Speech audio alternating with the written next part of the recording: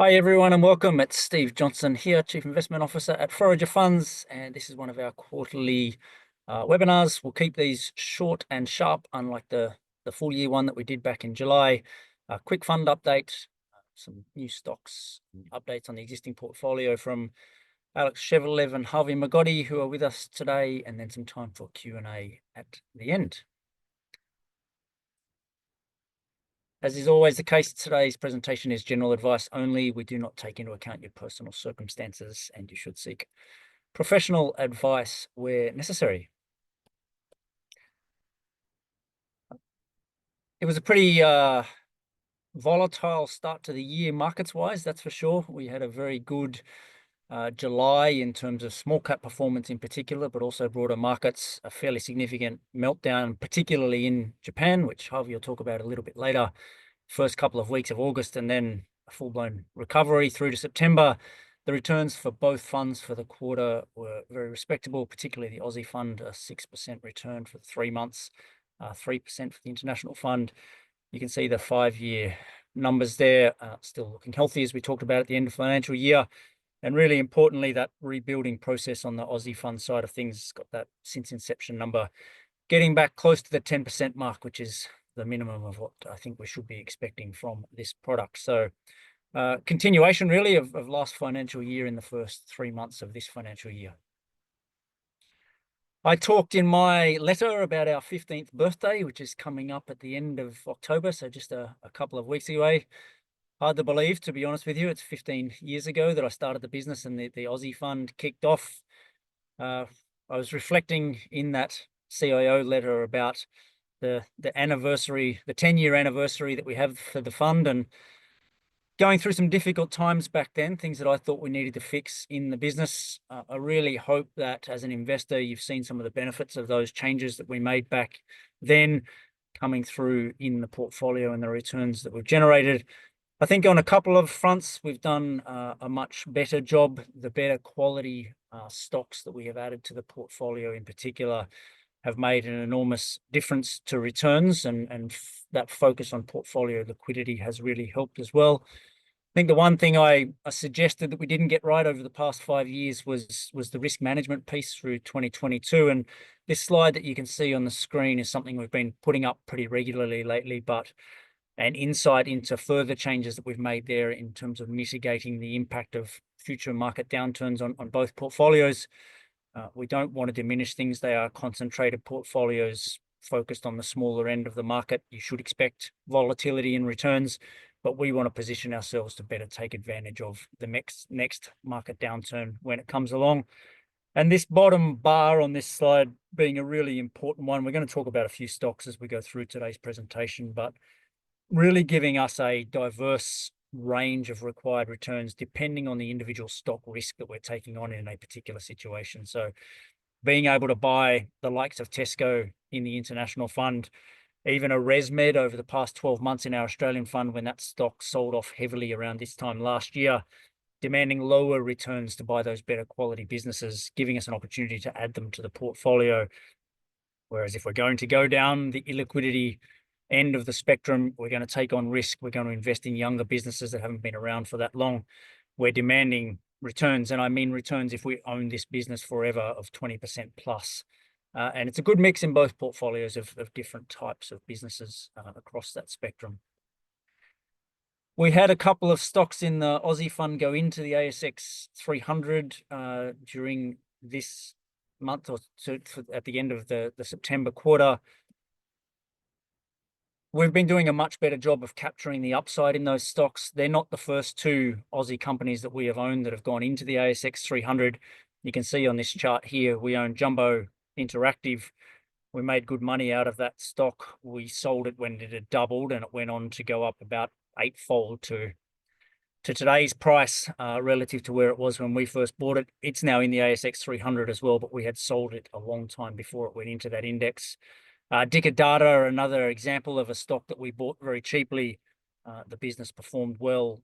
The share price was up, and we exited that investment only for it to go on continuing to grow and eventually being added to the ASX 300 as well. So very cognizant of the fact that when we get things right, we need to make more money out of them. And you can see on this chart two examples in the Aussie fund. There's a few in the international fund as well that Harvey will talk about, where we've really made sure, whilst mitigating risk, we have managed our portfolio weightings in both of these stocks. But RUL and Gentrack have gone into that ASX 300 during September. We still own both stocks, despite them being up multiples of our initial price, and they've been very important contributors to the fund. So a couple of, I guess, finesses to the strategy and philosophy there that have paid good dividends over the past few years. Okay, we'll move on to the International Shares Fund now. Harvey, maybe you can kick things off with a summary of performance over the quarter and the longer term here. You're on mute. So yeah, as we've mentioned in the report, it's been a volatile period. Numbers look good, slightly up and slightly above the market or benchmark, but the underlying volatility can't be understated. Lots of rotations within sectors, lots of moves when there's a debate and Trump does well or JD Vance does well or whatever else, and you have all sorts of volatility under the surface. But I think the main thing to focus on here is the 5-year number where we're around 1.8% above the index, and decent period so far, decent month this month actually, as well so far, touch wood. But yeah, that's And it. Harvey, down the bottom there, you can see the MSCI World Small Cap Index.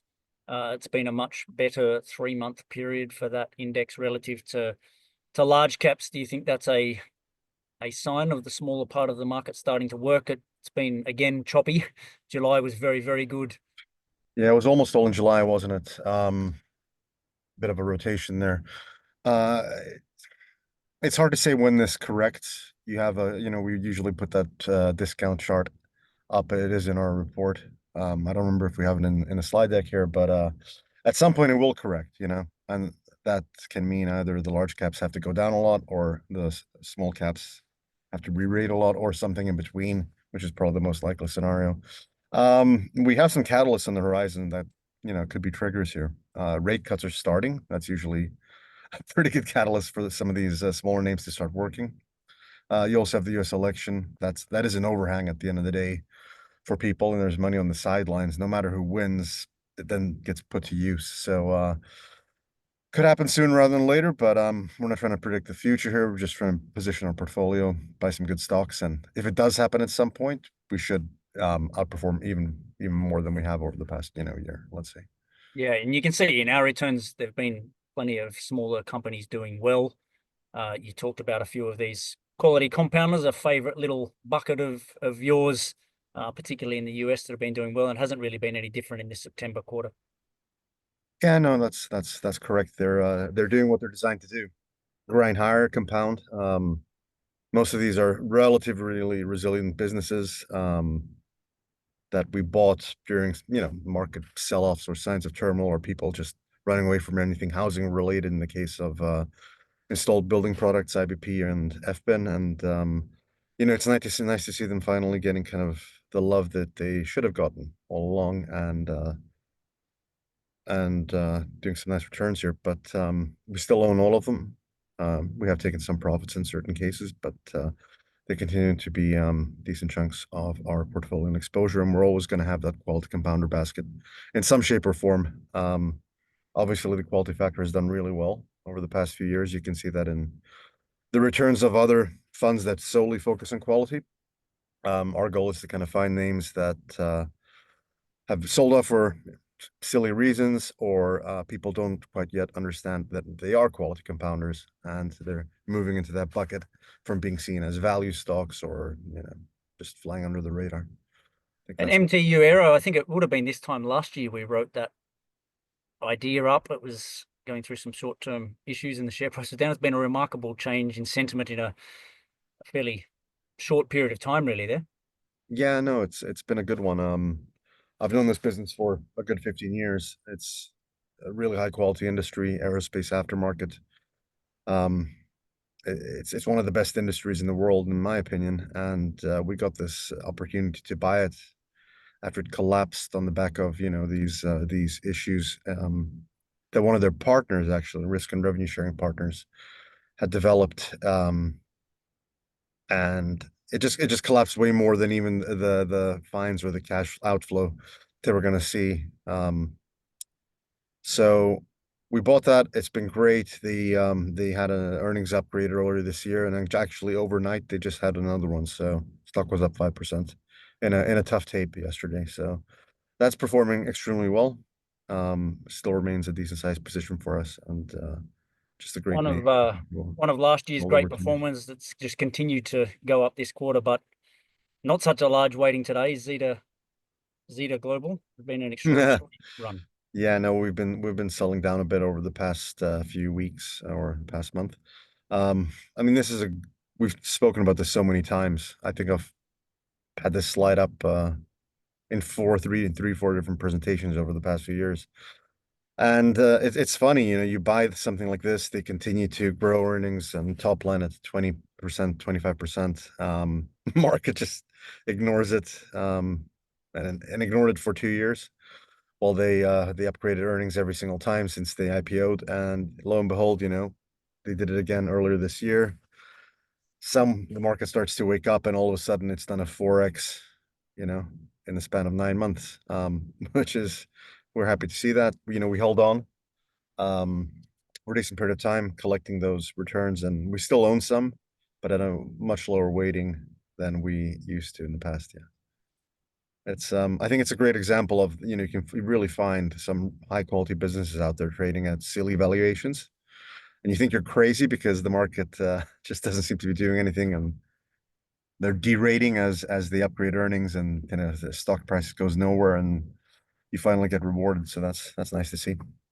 Amazing watching people back solve the valuation to equal the sentiment that they want as that's unfolded as well. This should be a low multiple because of X, Y, and Z of earnings, and now it should be a revenue multiple because it's Yeah, a that's right. software company. Yeah. Well, Uh, that's the sell side, right? a number of stocks there. You can see it in the overall portfolio return. Also, those charts you put up been doing very well. As you touched on, the quality factor's been doing well. It's clearly going to be an important time for new ideas, and Japan's been a particular focus of yours for something different in this portfolio over the past year or so. Yeah. So Japan's a sector or a country that we've tracked for many years here at Forager. I mean, one of the first stocks that I bought was Sony when I joined. Owned that for 5 years now. It's a country that I have invested in quite a bit in the past, particularly in the industrial side, over many years. But it can be quirky, it can be a tough place to invest. Some management teams don't speak English and so forth. But what we really kind of saw here, and we had done a lot of work over the past year, just waiting for the right opportunity to pull the trigger, so to speak, is a huge step up in changing corporate governance. It had been lagging a lot of developed markets on that front, i.e., companies not really caring about shareholder returns or returns on equity, owning various little stakes all around, building empires and so forth. And there's been a big drive by the government and by the Japan Exchange Group, which we met today again, by the way, to fix this, to name and shame companies that don't do it, and to help facilitate, improvement there. So we like the overall setup. I don't think it's a massively out of consensus call. A lot of people have been talking about Japan at the margin more and more over the past kind of 12, 18, 24 months. But we've identified some really exciting themes here, and we just came back from a trip there once again, that we took a month ago. But essentially, it's digitization in Japan. And there's two stocks that we have on this page that we've written about. There's actually another stock that's in the portfolio that we added more recently that we haven't brought up yet. But um, it's happening really fast. If you think about IT spending in Japan, it's and where they are in that kind of digitization cycle, they're very far behind the rest of the developed markets. There's some data points on this chart here that we've put in. For example, cloud spending in Japan is only 10% of total IT spending. That number is 37% around the world. Cashless payments in Japan, so using credit cards or whatever, are only 40%. They're closer to, 60 plus, 80 in some cases, and in many other countries. Same thing with online purchases, digital shopping, etc. So that's all happening, and it's happening very fast. COVID was a real kind of catalyst for both the governments at the central level and the regional level, and companies to realize that they really need to start, changing and spending and so forth. So, that IT sector is expected to grow for a good, number of years at a, 7-10% range, the end market itself. We bought Shift, that's a company in software and testing services in Japan. And we actually bought that during the collapse back in early August when the market just roiled as that Japan yen carry trade unwound. So we were waiting for our opportunity. We got it there. It's up 50% since. We've taken a decent chunk off the table just because it's rallied hard and fast, but we still like it. And Obic Business Consultants, for all the Aussies out there, it's not too dissimilar in some ways from Xero here in Oz.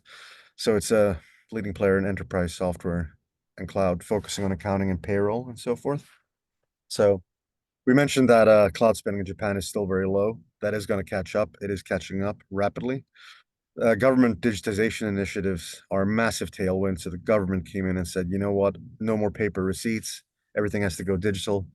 And for those of you unfamiliar with Japan, up until very recently, everything was paper and then stamped invoices, receipts, and so forth. And companies had huge rooms where they stored all this stuff.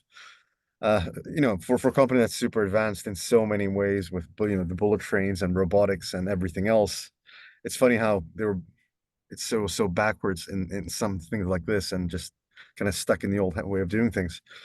Anyway, this is a nice little business. 75% of sales are recurring. It's a software as a service type model, and we really like it.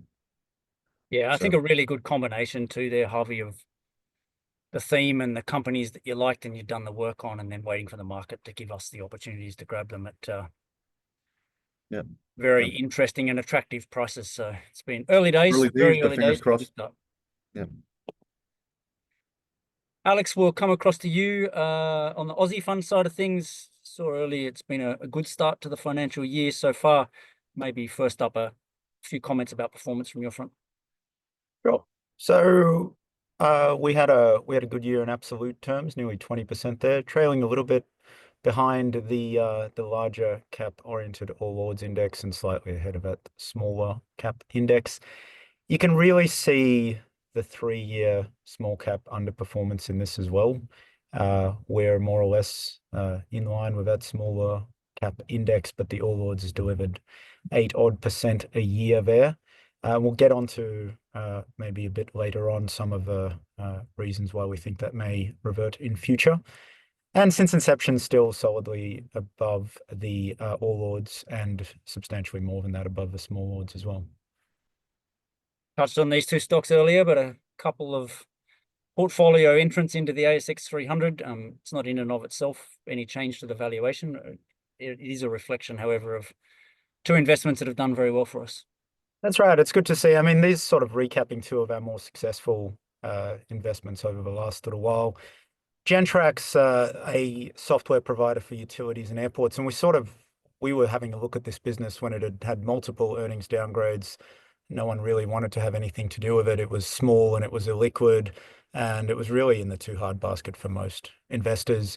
They had some issues in the UK they were sorting through, and at the core, it was quite a recurring, nice revenue business. It needed a management team that we later got to realize the full extent of that, and we were buying it on a circa 13% free cash flow yield back when we started buying it. At the moment, we're in a position where most of the repricing has sort of run its course. There's a lot more investor attention. There's a lot more liquidity, a lot more sell side coverage, and we are largely by this point out of that position. We've got a small smidgen remaining. RPM's the other one that went into the 300 in the end of September rebalance. This is mining software. They had two things going on, sort of presented the opportunity for us. One was, I think the quality of a product was not being particularly well recognized at the time when we bought it 5 odd years ago. And also the revenue stream didn't look like it was growing because they were making this transition from selling perpetual licenses to clients to selling subscription licenses. It's a pretty well-trodden path, and it was good to see the last little while that they've continued to grow that high quality, low churn subscription revenue, and it's been reflected in the price in the last little while, especially. Other news across the portfolio, there's been plenty going on across the first quarter of the year. Yeah, I mean, Big Tin Can has been a disappointing investment for us for quite some time. It's a software business, sales enablement in this case, which has turned out to be less sticky and recurring than we had initially envisaged.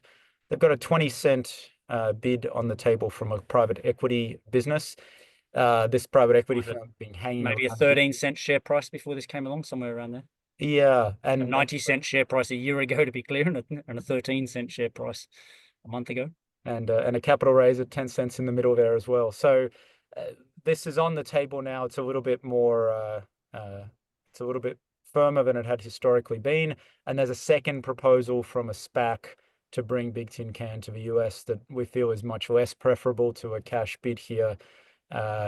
We've also, independent of the potential M&A here, put forward 2 directors that helped us initially extract a lot of value from MSL, which was a historical investment in the fund. They'll go to the AGM in the next little while and be voted upon by shareholders as well.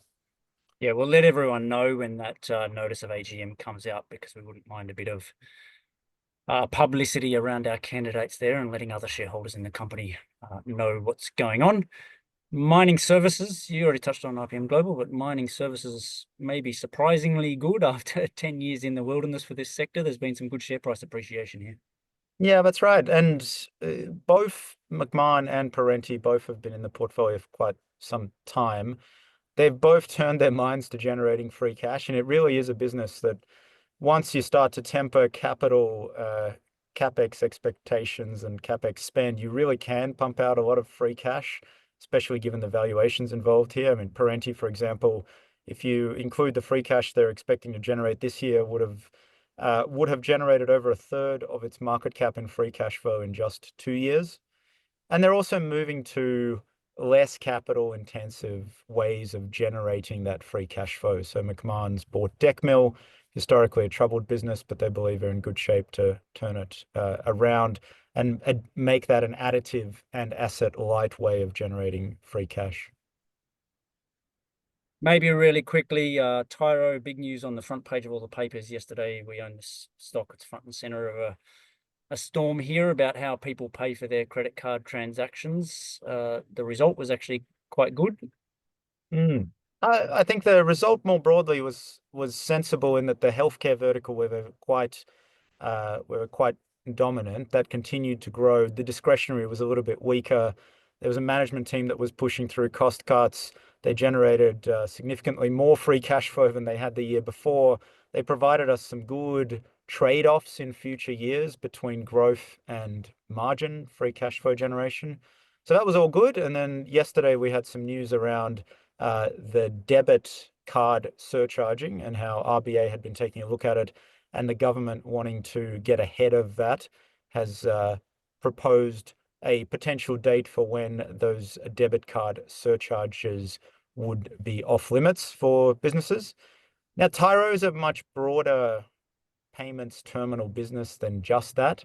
We think it's a small part of their business, and it can be absorbed in other parts of their business. The service still needs to be performed. Someone needs to be taking those payments. And so we think they will do okay out of this shakeout that's to come. Some players have been very reliant on a flat fee across all service types, and they might be more impacted by this than Tyro. Yeah, my view is medium term it'll be a net positive for them competitively. You've got these little competitors to Tyro out there putting a fairly large cost on the merchant, because the merchant's just passing that straight on to its customers. I think with better transparency there, it will cede market share back to Tyro in its lower cost model. But we'll see how that one plays out. It's 2026. The government is saying that the legislation is going to kick in. So it's going to be a cloud, you would think, hanging over the stock for some time until everyone actually works out what impact it's going to have on the business. It's been a really prospective time for new ideas in amongst markets rallying and the small cap index starting to recover. There are a lot of companies out there not participating in that or even seeing the share prices plummeted. And we've added some small initial weightings to some of those stocks over recent months, Alex. We have. So we have 3 on this list, and on the next slide here, which is People In. This is a recruitment business. If you go back a couple of years in their segments, which is across health, technology, and food processing, it was quite difficult to get people. And unsurprisingly, that was a good setup for a business operating in the contract and permanent recruitment part of the market. That's largely unwound now. And so we've seen much lower profits from People In, as a lot of that heat has dissipated, especially from that permanent recruitment part of the puzzle here. Conditions seem to be stabilizing. They're not necessarily getting dramatically better. And there were some balance sheet concerns around PPE that have been abating. We feel that over time, you get a little bit of margin back here, and you could be at a business at a mid-single digit to potentially lower than that PE as well. Adore is an online beauty retailer. This is another of COVID-inspired favorites, listed at $7 in 2020. Again, this COVID boom has sort of made its way through the numbers of Adore. You've seen sharp price declines during that period. And there's a little bit of stability now. There's a bit of organic growth. And there is a group of people in this business that continue coming back to them to order their beauty supplies online. They've done a better job in controlling marketing costs as well during that whole period. And AMA, which is a business we've looked at on and off quite a while, they've had 2 major issues, over-levered being one, and a second, they had a difficult contract with one of their major insurance counterparties. They've managed to sort of resolve both of them, one via a capital raise that we participated in, and the second via a renegotiation at the end of a contract term that they initially took on. And so they've got a bit of work to do around operational improvements here, but the stock's 50% odd higher than its capital raise price where we were buying our stock, and happy that they continue over the next couple of years to deliver to that. Yeah, you can see on that chart, all 3 share prices down 80% over the past 3 years. So I think it's just reflective of the amount of pain that there still is at that small and illiquid end of the market. Alex, is one of your favorite charts. Even at an index level, things getting better over the past 6 months in particular, but still a pretty big gap here. Yeah, similar to what we showed on some of the prior slides, there's been dramatic small cap underperformance of large caps in a little while, in the last 3 odd years, and that's in the order of 28 odd% over that 3-year gap. It's significant, and you've seen it impact the small cap market significantly. Now, valuations have come back for small caps. Generally, it's a place to find some interesting growing businesses as well, which is why you have had those valuations previously being at premiums, small premiums, but premiums nonetheless to large caps. And to this rising interest rate environment that we had, economic conditions, the small caps are usually more sensitive to. They're less diversified, more of them are loss-making.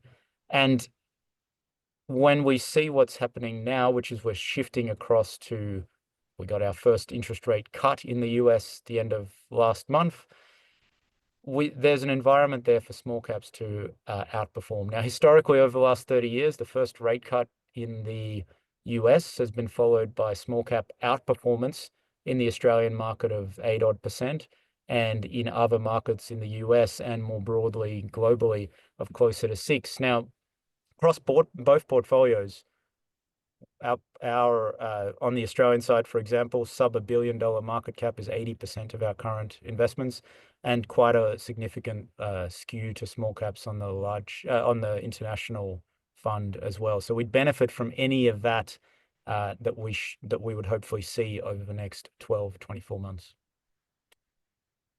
Said multiple times, I'm not sure I want that to happen. I'm quite enjoying buying very cheap stocks at the small cap end of the market, and we've been doing very well in this environment, but there is every chance that it changes sometime in the not too distant future. That's the end of our presentation. We'll move on to Q&A. So you can see the box on your screen there. If you have any questions for us, please type them in and we'll get answering them. Robert has a question for you, Harvey, bit of a Dorothy Dixer to kick things off. Do you have any views on whether Japanese corporate shareholder culture is also changing? Historically, shareholder interests and returns have not been front of mind for directors in the same way as in Western public markets. The 7-Eleven takeover is an interesting case study. Thanks. Most definitely. There's a great example in the case of Hitachi, where they've disposed of like 30 non-core subsidiaries over the last few years and really focusing on moving towards dividends, buybacks, and so forth. We're seeing it in more and more Japanese corporates. As I said, this has been happening slowly over 5-6 years. We identified this theme already back in 2019, but it's really accelerating now, especially with the Japan Stock Exchange. Again, naming and shaming companies that aren't doing the right thing by shareholders or that have poor corporate governance, poor returns on equity, and so forth. So it's definitely happening. We're seeing it across various sectors. It's definitely nowhere near where the West is, but eventually it'll get there. So that's happening, and more and more activism is actually kicking off in Japan. I listened to a really good podcast a few weeks ago on activism in the region, and that seems to be working as well. So the answer is yes, definitely. We're seeing it, but a lot more room to run. Where do you rank Japan relative to the UK, given they seem to be headed in opposite? Yeah, that's it depends on what part of the UK you're looking at. I mean, some companies have absolutely awful shareholder governance there, I think, and some are at the forefront and leaders. So it varies, but I'm not going to do a ranking here. Clearly, Japan is behind the West, many Western countries on that front, but UK can have its own problems, especially at the lower market cap end of the spectrum. That's for sure. We've seen some of that ourselves. Elena wants to know, have you exited the non-bank lenders? Seem to remember you holding plenty. It's a great execution, especially with NAB, a deal with NAB that kicked off earlier. Have the CEO founder quietly stepped down recently? Keen to hear your views on the sector and if we still hold them in the portfolio. Thanks. We do still hold both. They're both small positions, and Wiser was the second one there in addition to Plenty, and Wiser is a very small position in the portfolio. Yes, I think Plenty has done a good job in executing. They've really shown the value of the technology that is in there, that is part of the platform there. That NAB deal, importantly, is sort of a technology deal more than it is anything else. They're not bearing the risk there of the written loans. So over time, that will be a great contributor. Look, it's a space that has seen a lot of concern about potential bad debts here. We're still to see those bad debts come through, and I think there gets a point if we get through to the other side of this, where these companies can point to, look, we've been through somewhat of a tougher period.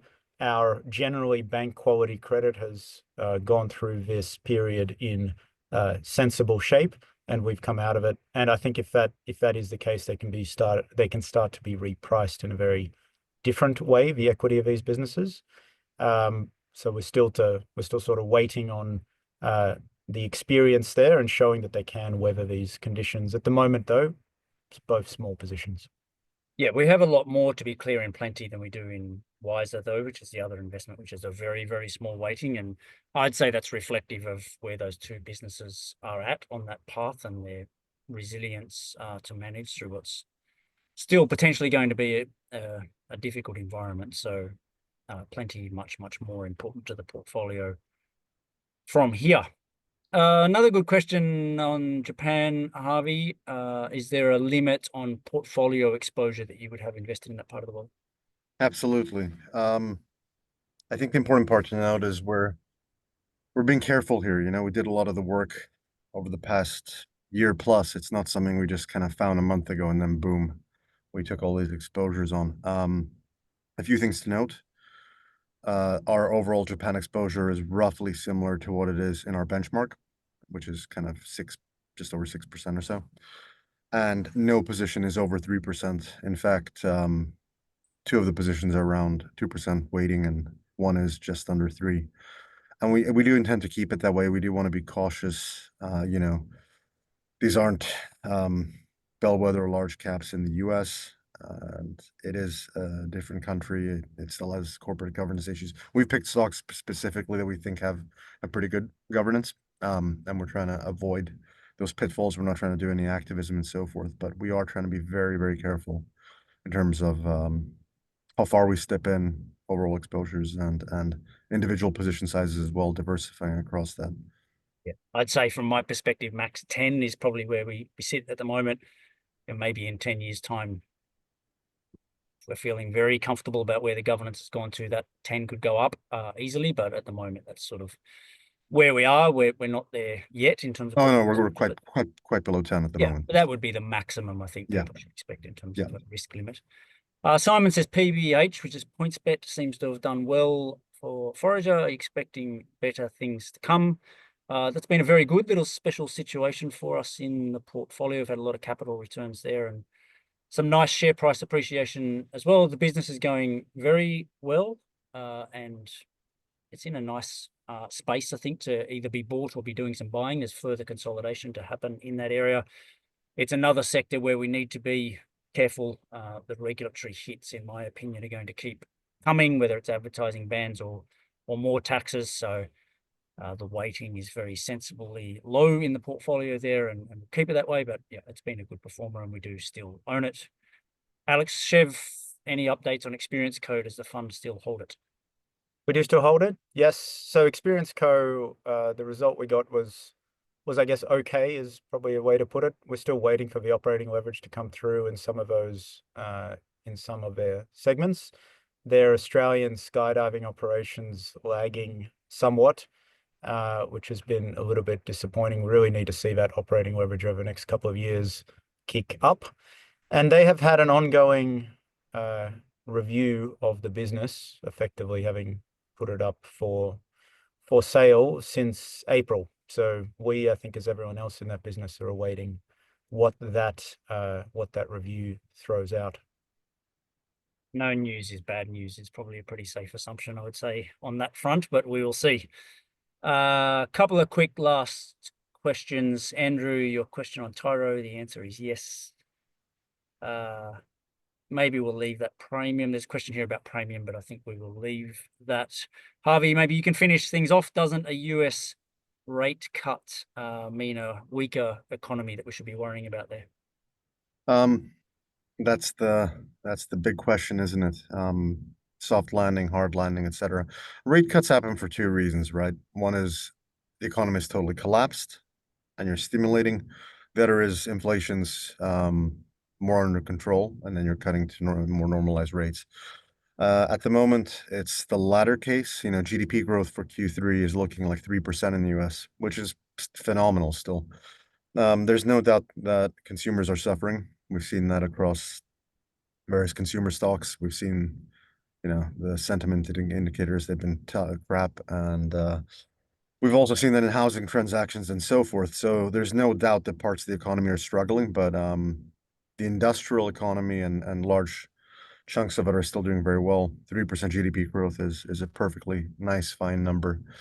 So the rates cut should help mitigate any kind of hard landing we're thinking as a base case, but never say never. We're tracking it closely. But I think the rate cuts are happening at the moment because inflation is getting under control.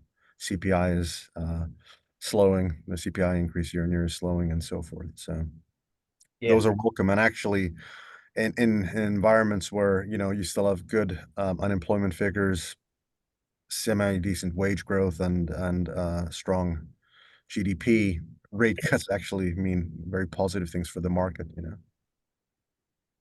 Yeah, I wouldn't place too much weight on anything central bankers say, but they have been very clear that their aim here is to get real rates down to something sensible, and that the gap between 5% interest rates where they are and the inflation rate at 2.83 is too wide. So the first step here is down to 4 or 3.5, something like that. And that might be a sensible medium-term level here with some economic growth as well, rather than a reflection of a recession. But we will see. It has been a very unpredictable 5-year period, and I think we're still cycling a lot of that COVID noise and government deficits and things. And there's more uncertainty than usual about how the economic environment unfolds over the next 5 or 6 years. But as you both touched on, there's still a lot of very interesting things to be doing portfolio-wise. And in some ways, I think for both funds, if there's going to be a recession, getting on with it would be better for that small cap end of the market, because for 5 years, there's been fears about the coming recession that have led to a lack of sentiment towards some of those stocks. All right, we'll keep this tight today. We'll be back in January after our December quarterly report.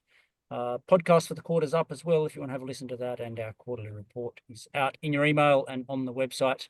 Send us any questions you've got if there's anything further you would like to ask. Thanks for your support, and thank you, gents, for joining me. Thank you.